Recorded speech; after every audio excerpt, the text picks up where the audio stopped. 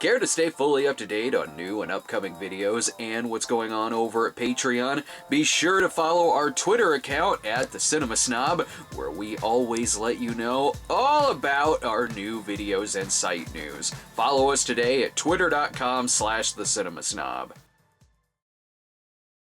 Oh boy, that was such a great miniseries. I think I'd like to continue on with some more miniseries. I think David Soul was in some around that time. What's a good David Soul series? My orders are to stop you.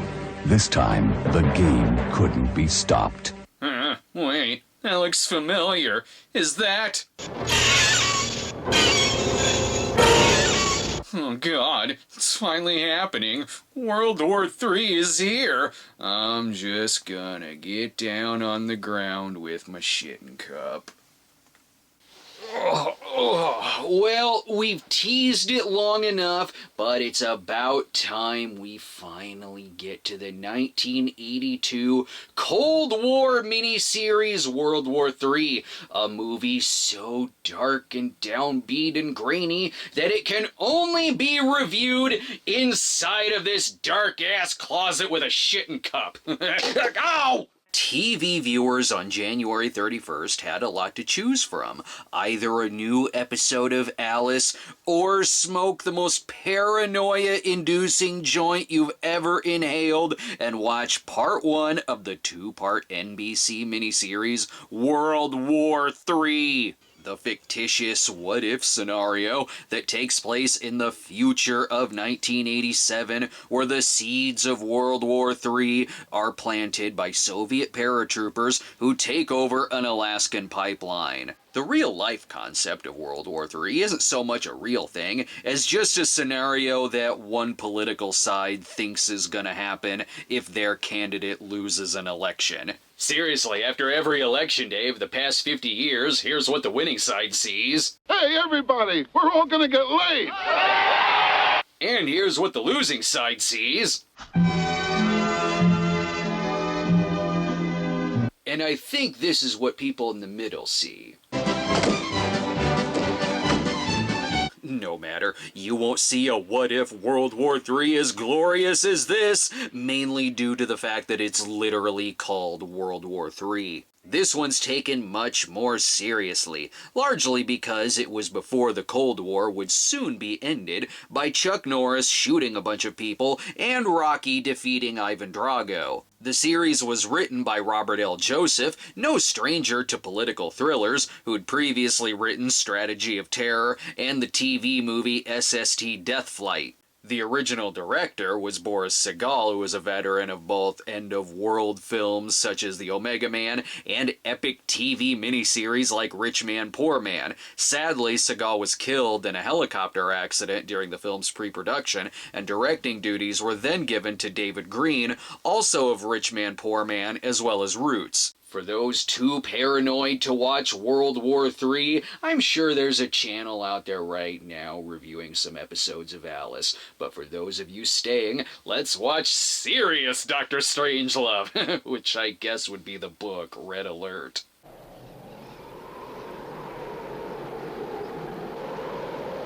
Every 80s Cold War movie opens like that.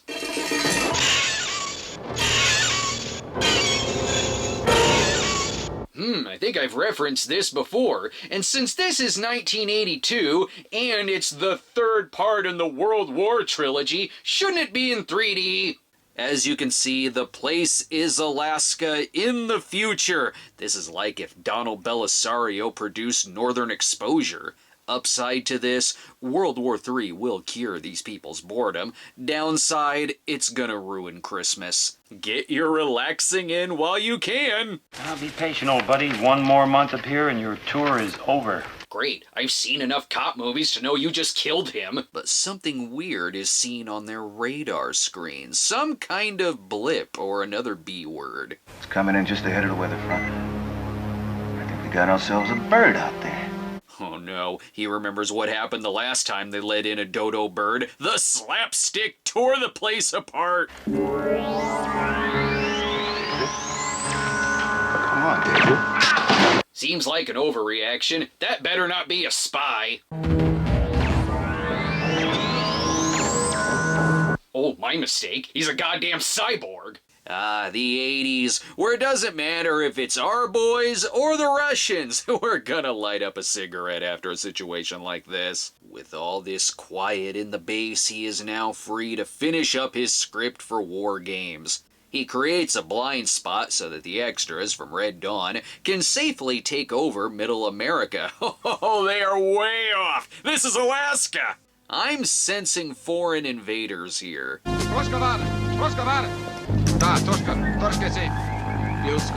Damn those Canadians! This is all the equipment they need to chase George Lazenby and Diana Rigg down a mountain. Now they can seize control of this Alaskan pipeline.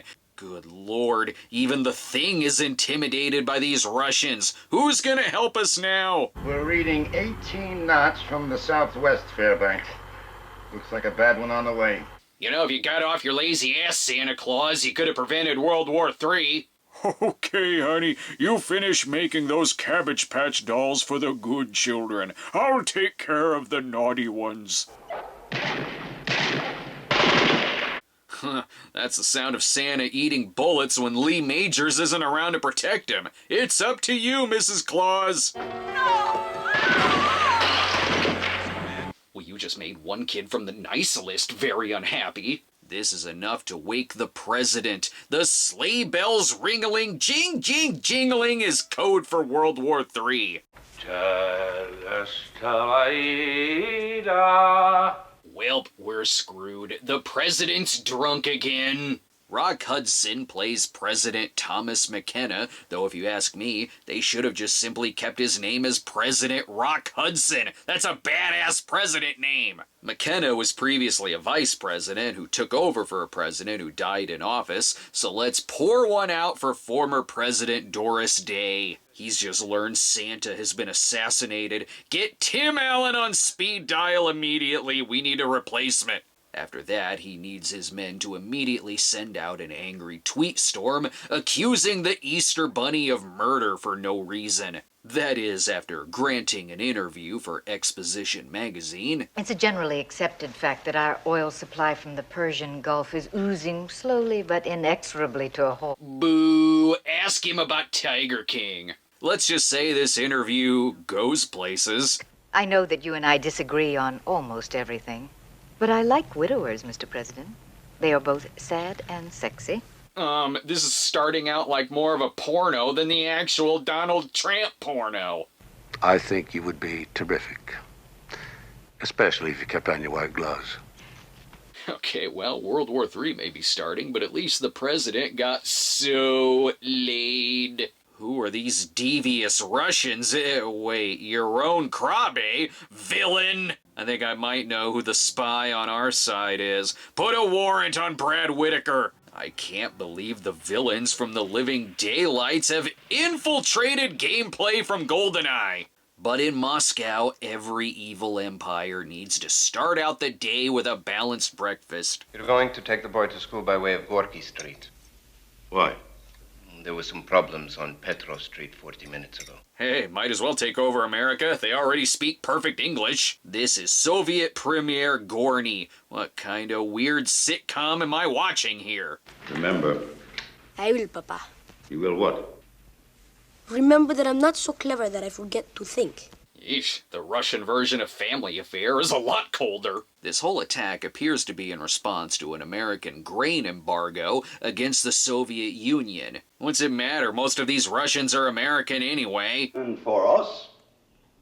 Do you know about the bombs in Petrov Street this morning? Do you mind? Robert Prosky is trying to figure out the best use of Mrs. Doubtfire for her new TV series. But in Fort Wainwright, Alaska, David Soul is setting out to write a new book on a haunted Alaskan pipeline that's taken over by Commandant Richard Straker. Oh wait, that might be wrong. Soul is Colonel Jake Caffey, sent to locate the soldiers killed by Voroshin or Yorgi Koshkov. Plus, Tim Allen has failed in getting the proper Care Bears for Jake's children and must be replaced by David Huddleston. I'm assuming home life isn't great for Caffey. I said it was all set. Christmas here with me and then a look at the school. Did your mother have anything to do with... World War III was started by chicks, bro. This is a man who needs a double hard whiskey neat with a whiskey back. Please, to link the General. We're old friends, Jake. I think I'd call you General if I saw you naked in the cat house in Juneau. Why does everyone in this movie want to bang each other? If America wants to win this, we're gonna need Wonder Woman, but we're working on a budget here, so we'll get Kathy Lee Crosby's 1974 Wonder Woman. Crosby plays Major Kate Breckenridge, whose specialty is sexual chemistry. They've given me a real cozy apartment. We could be there in 15 minutes. Okay, really, are they all gonna start screwing? It's about 25 below outside. My Jeep's already warmed up. See? My God, this is the horniest Cold War movie I've ever seen! Unfortunately, Jake breaks the mood by thinking he's being original by screaming, "That's incredible!" when he climaxes. Just kidding. There's another cock blocker nearby. Jake? He promised me I would be the one to make passionate mustache love to him in the storage room. Meanwhile, in a less horny part of the movie, we've got one survivor doomed to wander with apocalyptic 80s synth music.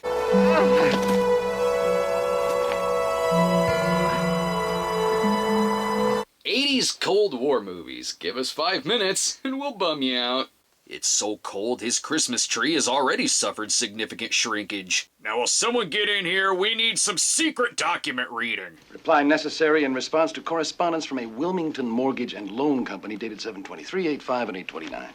Good thing this isn't hard to follow. It doesn't matter where they are, something sexual happens. Why is the private presenting in the background? This is definitely the type of movie where people are jumping at the chance to scream, "Talk to me, people!" In the field up there on a training maneuver.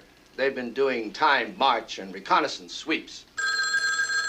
Oh, never mind that. That's just the studio reminding them to take 5 seconds to advertise Wendy's. They need to clean up this whole Alaskan pipeline takeover thing, and we all know whose fault that is. Probably just some screw-up between commands. Damn Eskimos. Why damn Eskimos? Ooh, I hope the movie ends with igloo tanks. Jake is sent to Alaska, where he immediately kisses the snow and thanks God they landed safely. One thing I'm noticing here is there's more coffee drinking in this movie than in a Coleman Francis film, and almost as much skydiving. They are in good hands here. Those guys out there are mine. I trained them. I'll find them. Sorry, but you can't emote as well as David Soul. Best let him lead the mission. On their way to finding the missing men, they found 5 Yetis, 3 lost soccer teams, and somehow Noah's Ark, before finding one of their boys who's about to freeze to death for not wearing the proper underoos. He's also been shot by Soviet bullets. They can tell because the bullets smell like delicious pelmeni. I'm sensing a commercial break needs to happen with that sweet synth score. That way the audience can take a break to determine whether or not they're paranoid enough to swallow some cyanide capsules. Monday.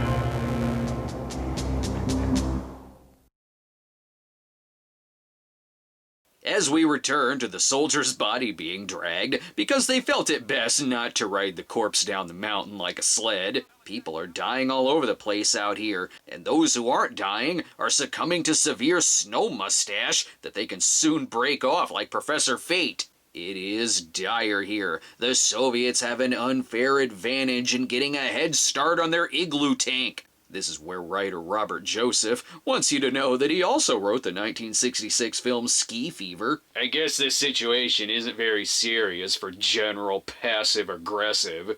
I sent you out to cover a simple situation, and you give me aggressive acts? Hostile force? He says with his comfort of not having snow mustache. Again, this is all no big deal. Has anyone attacked you? No, General, I have not been attacked. Have you been threatened? How about you suck my dick? But hey, everyone else is risking their life in that snowstorm. Why not us? Major Debris, order me a helicopter. We're going up there. Perfect. We have a better chance at surviving a flyover at the Chernobyl reactor. But after a nice 5-minute helicopter ride, they make it there safe and sound. All right, Cappy, show us where this hostile force is. Certainly, sir. Already seen you. Ooh, you can warm up your whole squad with that burn. They're not sure if this is Soviet troops or ghosts. One thing is for sure, though, Major Breckenridge still looks fantastic. I'm sure there's a logical explanation. Maybe the Russians are lost. Don't they know they're in the United States? Don't they realize if they don't clear out, there's going to be one hell of a mess? The general is desperate for this to be a shenanigans comedy, like the Russians are coming, the Russians are coming. He'll be second-guessing to the grave. They're gonna pick me up. Oh, I guess I'm dead now. Are you sure? Are you sure I'm dead? His body is immediately tied to the other dead body to drag it from the snowmobile. I love this soundtrack. Special kudos to Siren and composer Gil Mallet of the Andromeda Strain and Night Gallery for giving us a score that says not only is the world-ending canon film style, but so is our badass hanging from helicopter escape plan. Now wake the president. We may be at the end of the world, but it is the 80s, so we need more ashtrays in here than we need classified documents. Weirdly enough, the Russians are eating breakfast at the exact same time. Ah, breakfast is superb. Yes, it's Cookie Crisp, nothing to write home about. I take it they're evil, given how doomsday happy they are. Boom, boom. You're from Pennsylvania! Good. President Ronus H.W. McRagan is awake, as our nation's Jewish mothers have proof it's the Russians. The description of their goods, hardware, firepower. And they were making out during Schindler's List! President McKenna orders a media blackout. Easy enough, just call all the reports of this fake news. Plus, he orders Jake to take out those Soviet troops by all means necessary, action movie style. Hang off all the helicopters you can. But most importantly, remain cool, people. This meeting did not take place. And please, no apocalyptic looks or tones. Do your best to only talk about the night's new episode of Alice. In this episode, Vera's work suffers because she gets addicted to soap operas. However, in Alaska,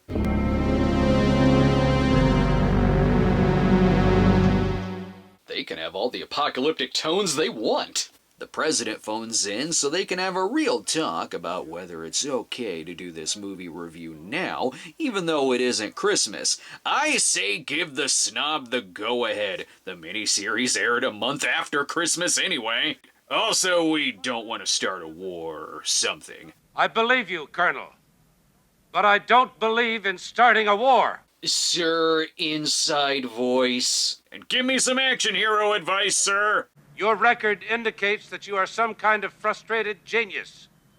So go be a genius. You're a loose cannon, Caffey. You always work alone, which means you're the best. You're the top man for the job. When the going gets tough, the tough gets highly caffeinated. Too bad they don't exactly have enough ammunition to stop these Soviets. We have 15 M16s, 300 rounds of 5.56 ammo. One drug issue containing antibiotics, one miniature combination Russian phrase book and Bible. They have the perfect plan to form a choke point with helicopters, I think. Sir, when I was a kid, I hunted all in this area. Yeah?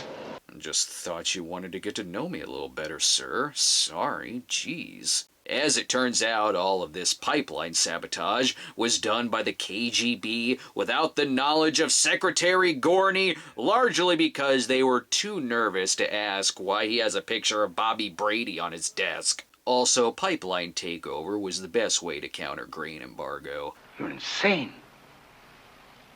You're insane to flirt with global war over this. Why not? Everyone else in this movie's flirting. Anyway, it's gonna be fine. It's fine. Fine. Just fine. Fine. America will never go to war over this, comrades. I assure you. Assure him. Bobby Brady isn't real, comrade. Luckily, our boys have stumbled upon a base that is 100% gonna have some kind of monster inside of it. This is a pumping station, perfect to ambush the enemy. I feel like I've been assigned to play a game of Risk, but I'm cheating and just watching the movie. Let's hope this guy isn't the one to explain this to the press with his PG-style oversimplifying. Colonel, I think the military establishment has just gone bonkers all the way. World War III was started by some bad joshing. A good old-fashioned Soviet hornswoggling. Unfortunately, Jake has to think of a whole new speech, since this is around Christmas Day and not Independence Day. In order to secure castle life, Leonardo da Vinci, I'm sure some of you have heard of him.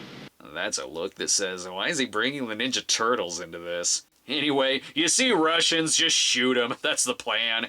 Yes, Corporal. Well, that's pretty hairy, isn't it, sir? Right? It's the pits! Foobar, sir! We're in a pinch and knee-deep in spumoni! If you think it's bad that the boys are freezing to death in a giant cigarette, the president has it worse with all this arguing. Now comes the kvetching about the Jewish intellectuals who permeate the White House. Now hold it right there, Jules, before you call me an anti-Semite. Just saying, it says a lot that you didn't invite either Helen or Morty Seinfeld into this meeting. Oh boy, I am getting a patriotic hard-on right now. Slap some more burgers on the grill, guys. Here they come. Take back our side dish, 'cause my man ain't no small fry. We got a few minutes left here as it all leads to a cliffhanger that is indeed signaling that the ambush will happen at the beginning of part 2 and not at the end of part 1. Easy.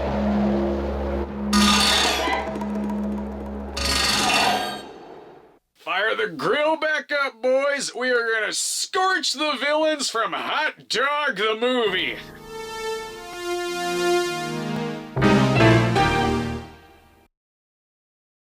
Oh my god, is an America versus Russia shootout gonna happen? Or is this all gonna lead to a 90-minute stare-down and arm wrestling match? Viewers only had to wait one night to find out, as part 2 of World War III premiered on February 1st of '82. But if the first part bummed you out too much, you could always just watch the CBS MASH rerun. This time, an AWOL soldier makes a special egg breakfast rather complicated. Maybe the second part of World War III won't be as bleak as the first part. It's not too late to end it with a pie fight.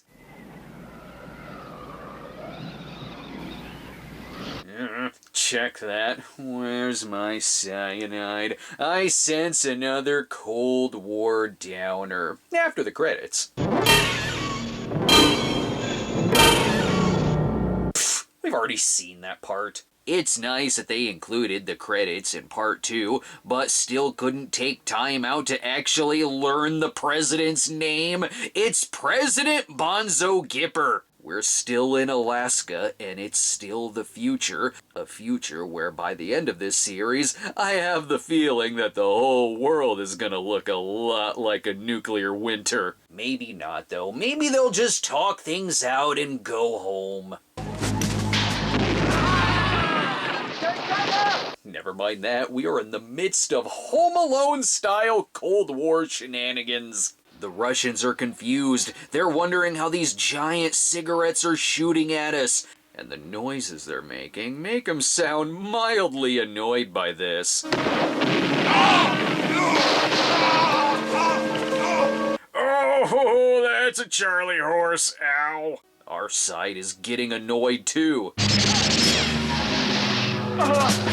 And that's a bloody nose. Gonna need a Kleenex, sir. This whole thing is just coming across like a giant game of paintball. What the hell? Did they just shoot me? Those dicks! Our boys, however, know that this is the 80s, and we need to protect the wood paneling and shag carpeting at all cost. Perhaps they should have started with Plan B, which was just to lock the doors and let the Russians freeze to death. Many of these men look like they're having second thoughts about Plan A.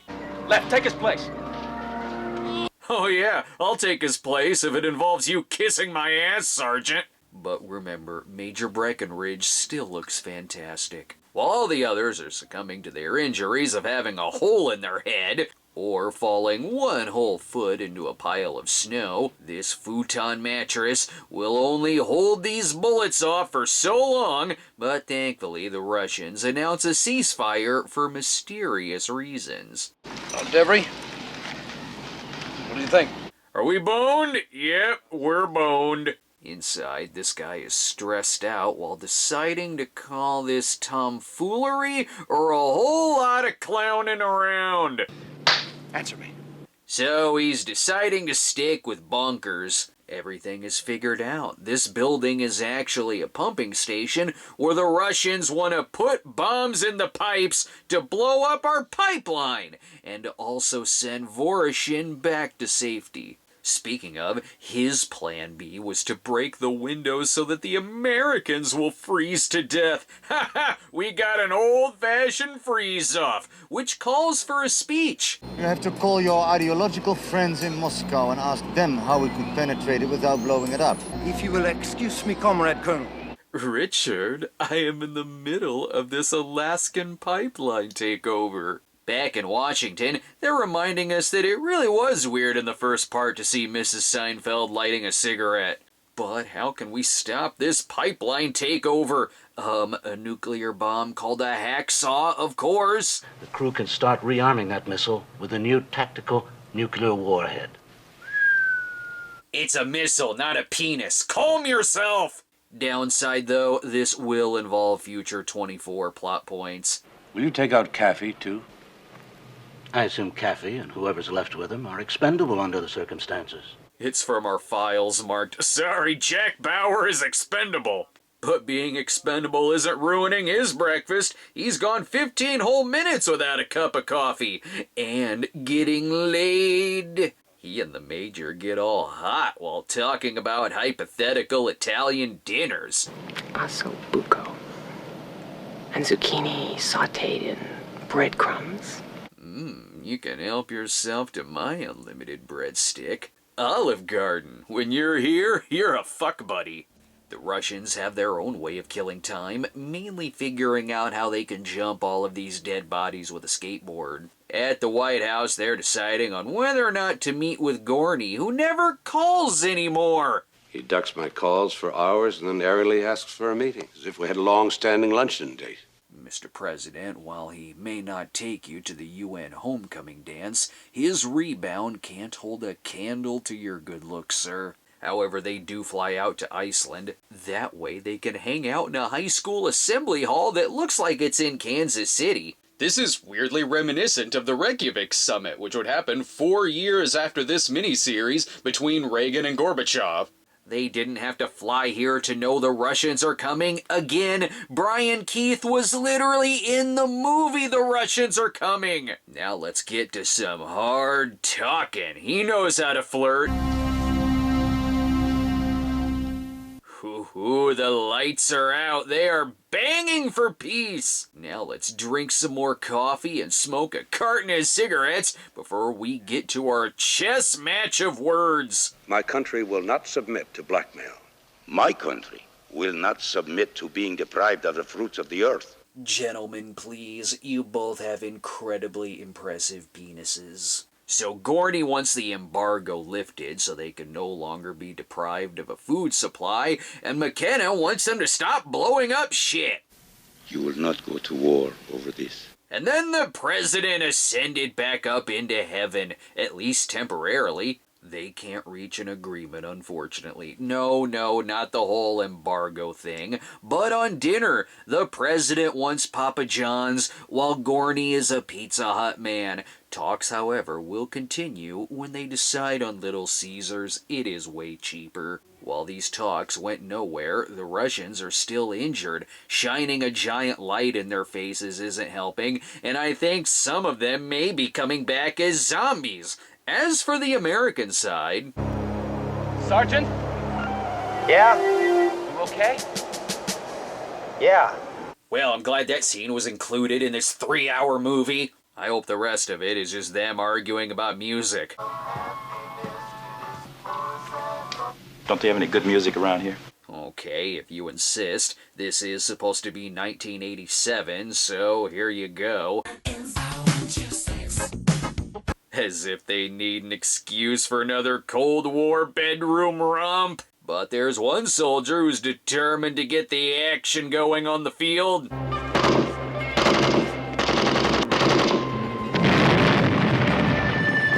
Whoa, we must take this commercial break to again ask the question, are we boned?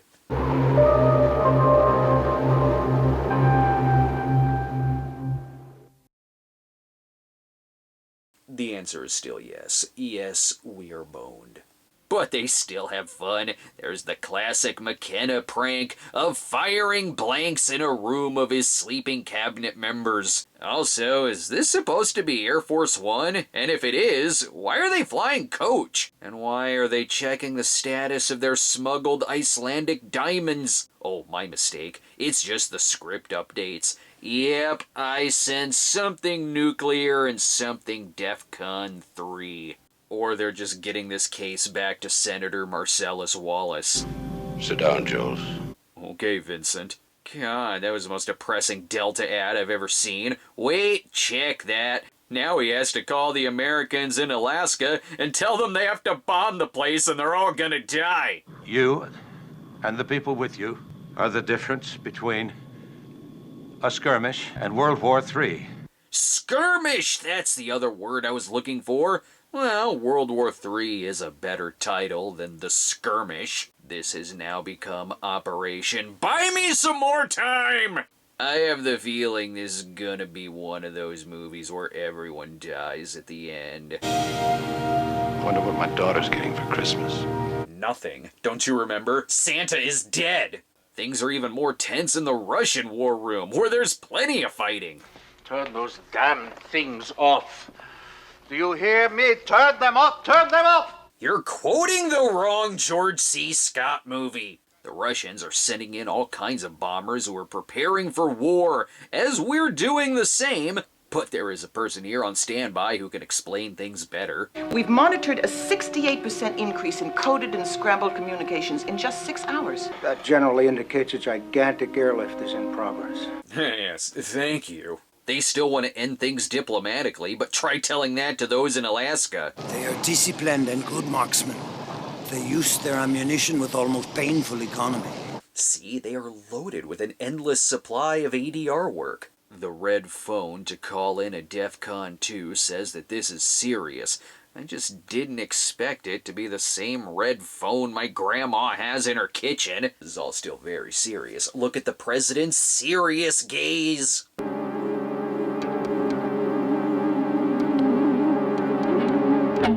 Damn, it cut right before his line. Let's do it to it, America. And have I been pronouncing Voroshin's name wrong this whole time? Colonel Voroshin? Colonel Voroshin? Colonel Voroshin! I'm sorry, is it pronounced Colonel the Russian? All of them want to avoid a nuclear war because it does sound extremely messy. And I totally believe him. You can always trust a character played by your own Krabe. Although in this case, he does seem to be the one unsure about World War III, while it's the others on his side that are all for it.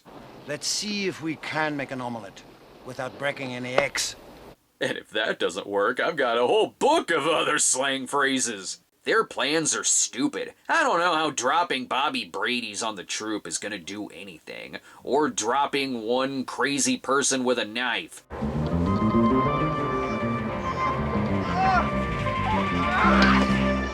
I guess that did tickle a little. They are preparing for another ambush, and to add insult to injury, they're gonna shoot at them with grain bullets. Now we are comfortably back to where the second part of this mini-series began. Quick, sound the siren!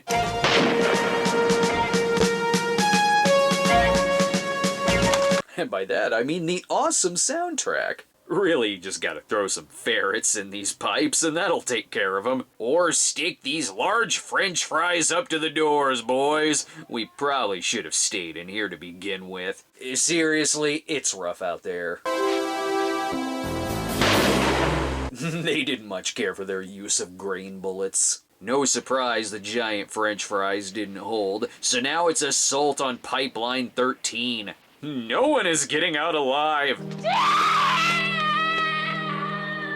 He died as he lived, totally bananas. This is a miniseries not afraid to get bloody. It's 3 hours of people just getting riddled with bullets, no matter how fantastic they look.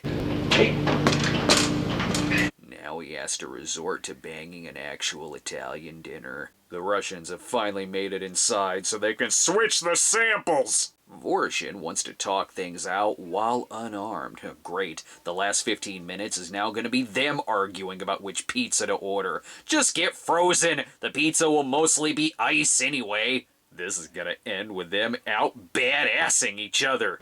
My orders are to stop you. I appeal to you to surrender. Let me tell you something, Russian. I feel that's how most 80s arguments started. Thankfully, this is the future of 1987, so the day after is already aired in 1983. So they know how disturbing this tension can get. It shouldn't be happening. Two soldiers talking to each other. That would be the end of war. I really hope World War III ends because it's Christmas Day and they make a wish to the Christmas star. Oh, this'll end fine. Oh, fine. Just fine.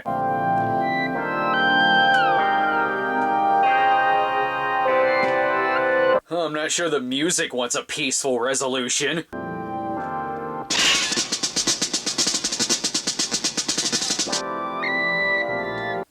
Or the editing either. Is that guy and the editor both KGB spies?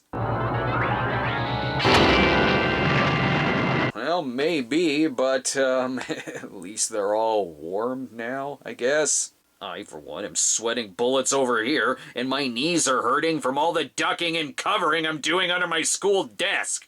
Maybe that grenade did put an end to this whole thing in its own way.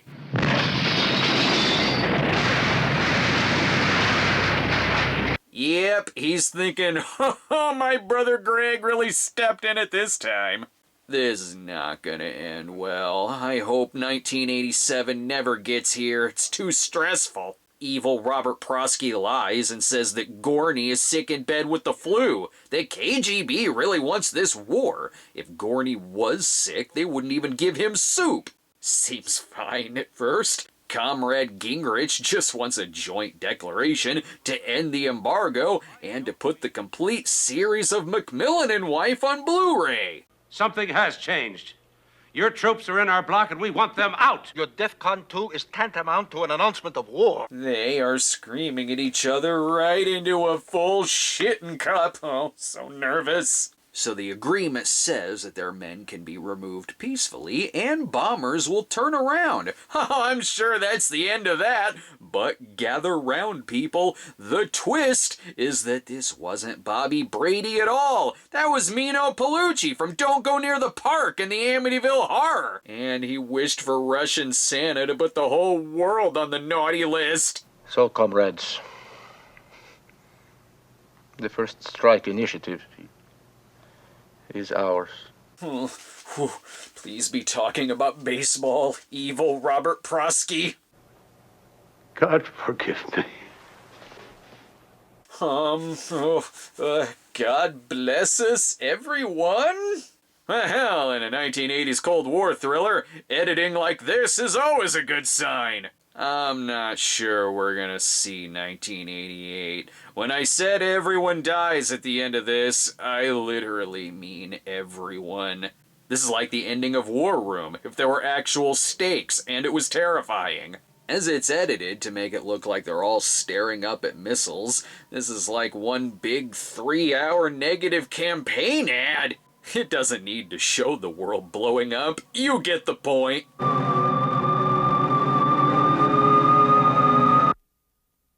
Well, and then the Earth exploded and we've all been living in a simulation. According to Rock Hudson, the ending wasn't always this bleak. Prior to Boris Sagal's death, it was discussed that the series could possibly lead to a sequel miniseries or even a weekly television series, which could explain why it didn't actually show the bombs going off. But the miniseries wasn't a huge success, so hey, the world is over, bye! World War III certainly isn't as well known or as highly discussed as other nuclear war thrillers of the time, such as The Day After, Threads, Special Bulletin, or Countdown to Looking Glass. This one's more in the camp of the relatively obscure, forgotten event miniseries, such as 1987's 14-Hour America, The Heaven's Gate of Cold War miniseries, which would be my own personal Everest to tackle that one for the Cinema Snob. Admittedly, World War III isn't as good or as impactful as those other movies, but it maintains its bleakness throughout, helped largely by the soundtrack, the actors, and the weird bits of sexual tension. It's an entertaining time capsule, especially if you love this subgenre of TV movie, and it's a good throwback to when these paranoid thrillers had a sense of style, ambition, and gravitas, as opposed to today's equivalents that are like artless 90-minute Viagra ads. Well, I, for one, am pleased that we survived World War III, although this is 2020, so no one's really afraid of World War III. We've got other things to worry about, such as angry Asian murder hornets. I'm being serious. That's an actual movie. The murder hornets really did ask the corona zombies to hold my corona. Skiing. That's the reason why I joined the National Guard. Skiing.